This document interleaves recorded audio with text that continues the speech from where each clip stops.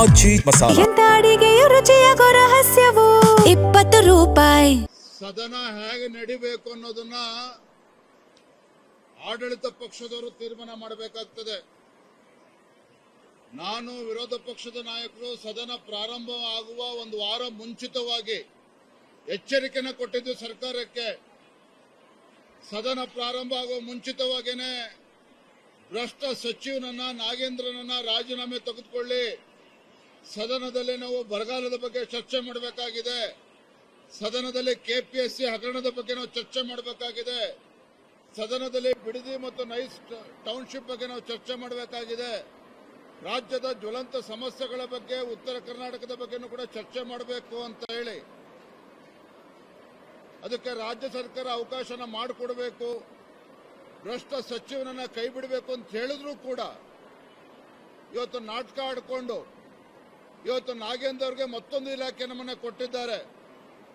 ಮಾತೆತ್ತಿದ್ರೆ ಕಾಂಗ್ರೆಸ್ನವರು ಬಾಬಾ ಸಾಹೇಬ್ ಅಂಬೇಡ್ಕರ್ ಹೆಸರನ್ನ ಹೇಳ್ತಾರೆ. ಸಂವಿಧಾನದ ಪುಸ್ತಕವನ್ನ ರಾಹುಲ್ ಗಾಂಧಿ ಅವರು ಆದಿಯಾಗಿ ಕೈಯಲ್ಲಿ ಹಿಡ್ಕೊಂಡು ದೇಶ ಸುತ್ತಾರೆ. ನಾನು ತಮ್ಮ ಮುಖೇನ ಕೇಳೋದಕ್ಕೆ ಇಚ್ಛೆ ಪಡ್ತೇನೆ ನಮ್ಮ ಮಾನ್ಯ ಮುಖ್ಯಮಂತ್ರಿಗಳಿಗೆ, ಎಲ್ಲೋಯ್ತು ನಿಮ್ಮ ದಲಿತರ ಕಾಳಜಿ? ದಲಿತರ ಹಣ ಲೂಟಿ ಮಾಡಬೇಕಾದ್ರೆ ಎಲ್ಲೋಗಿತ್ತು ಕಾಳಜಿ ಇವತ್ತು ನಾಗೇಂದ್ರ ಅವರಿಗೆ? ಹಾಗಾಗಿ ಇವತ್ತು ಮಾನ್ಯ ಮುಖ್ಯಮಂತ್ರಿಗಳಿಗೆ ಮತ್ತೊಮ್ಮೆ ಆಗ್ರಹ ಪಡಿಸ್ತಾ ಇದ್ದೇವೆ, ಇಂಥ ಭ್ರಷ್ಟರನ್ನ ಸಚಿವ ಸಂಪುಟದಿಂದ ಕೈ ಬಿಡಬೇಕು. ನಮ್ಮ ಹೋರಾಟ ಇವತ್ತು ಸದನದ ಒಳಗಡೆ ಏನು ಹೋರಾಟ ಪ್ರಾರಂಭ ಆಗಿದೆ, ಸದನದ ಹೊರಗಡೆನೂ ಕೂಡ ನಮ್ಮ ಹೋರಾಟ ಮುಂದುವರಿತದೆ. ಇವತ್ತಿಗಾಗಲೇ ನಾವು ತೀರ್ಮಾನ ಮಾಡಿದ್ದೇವೆ, ಭ್ರಷ್ಟ ಸಚಿವ ನಾಗೇಂದ್ರನನ್ನ ಕೈ ಬಿಡಬೇಕು ಅಂತೇಳಿ ಅಹೋರಾತ್ರಿ ಧರಣಿಯನ್ನು ಕೂಡ ನಾವು ಈಗಾಗಲೇ ನಿರ್ಧಾರವನ್ನ ತಿಳಿಸಿದ್ದೇವೆ. ಆಗಲೇ ಎರಡನೇದು,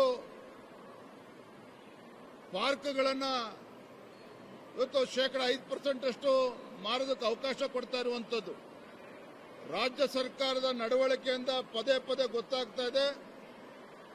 ಇದು ರಾಜ್ಯ ಸರ್ಕಾರ ಏನಿದೆ ಇದು ರಿಯಲ್ ಎಸ್ಟೇಟ್ ಸರ್ಕಾರ. ರಿಯಲ್ ಎಸ್ಟೇಟ್ ದಂಧೆ ಮಾಡೋಕ್ಕೋಸ್ಕರ ಇವತ್ತು ಆಡಳಿತ ನಡೆಸ್ತಾ ಇದ್ದಾರೆ. ಎಸಿಸಿ ಹೊಟ್ಟೆ ತುಂಬಿಸ್ಕೊಳ್ಳೋಕ್ಕೋಸ್ಕರ ಕರ್ನಾಟಕ ಅನ್ನೋದು ಎಟಿಎಂ ಆಗಿ ಪರಿವರ್ತನೆ ಮಾಡೋದಕ್ಕೋಸ್ಕರ ಇವತ್ತು ಈ ರೀತಿ ತೀರ್ಮಾನಗಳನ್ನು ಮಾಡ್ತಾ ಇದ್ದಾರೆ. ಹಾಗಾಗಿ ಭಾರತೀಯ ಜನತಾ ಪಾರ್ಟಿ ಹಾಗೂ ಜೆಡಿಎಸ್ ಇಂಥ ಜನವಿರೋಧಿ ನಿರ್ಧಾರವನ್ನ ಬಡವರ ವಿರೋಧಿ ನಿರ್ಧಾರಗಳನ್ನೇನು ರಾಜ್ಯ ಸರ್ಕಾರ ತೆಗೆದುಕೊಳ್ತಾ ಇದೆ, ಮುಖ್ಯಮಂತ್ರಿಗಳು ತೆಗೆದುಕೊಳ್ತಾ ಇದ್ದಾರೆ, ಇದನ್ನು ನಾವು ಬಲವಾಗಿ ವಿರೋಧವನ್ನು ವ್ಯಕ್ತಪಡಿಸ್ತಾ ಇದ್ದೇವೆ.